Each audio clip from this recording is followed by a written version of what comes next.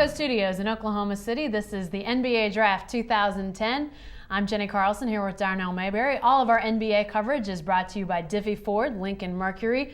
Darnell, the Thunder have 2 first-round draft picks with 21 and 26.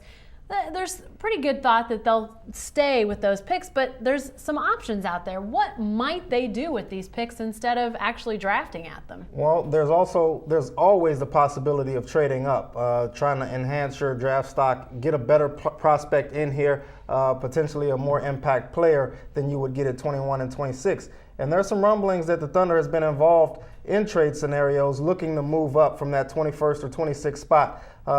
There's some options out there right now that they could probably try to explore. It's going to take a lot, though. I mean, these things rarely happen.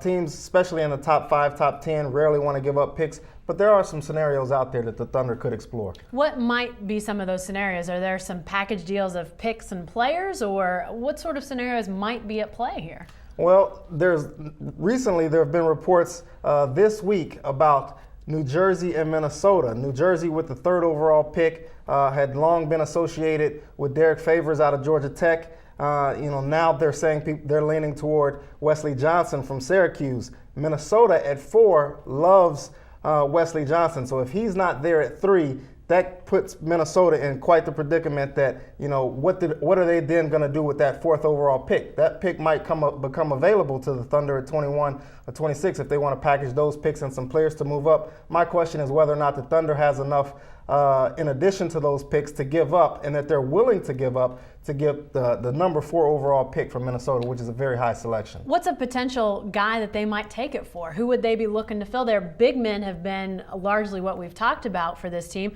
but at that high of a spot, would you maybe go with a shooter?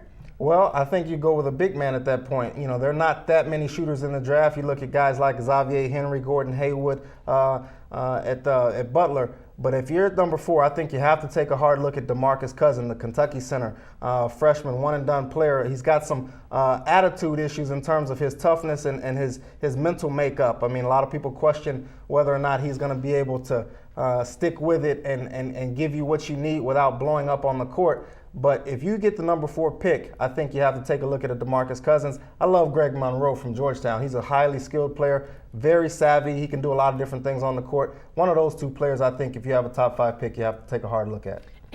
4 is obviously a huge jump for this team. Are there other picks maybe between that 21 and 4 spot that you could see them moving up to? Or is it just, would it be too much, like you say, got to find the right player pick combo to move up? Well, there are 2 others, Indiana at number 10 and New Orleans at number 11. Indiana is openly shopping for a point guard. The Thunder has 2 of them, Russell Westbrook, who is not available, and Eric Maynor, who might be available if you're interested in a 10th pick. Now, you might have to do Eric Maynor and the 21st pick and maybe some filler to get that 10th pick from Indiana. But still, that's a possibility. I mean, you could see a lot of different scenarios play out. But the thing I go back to is how tough this is going to be to try to move up. There are reports that Portland paid $2 million to move up 10 spots in the 2nd round from 44 to 34. So what's the asking price going to be from 21 to the top 10? All right, a lot left to be decided. Thanks, Darnell.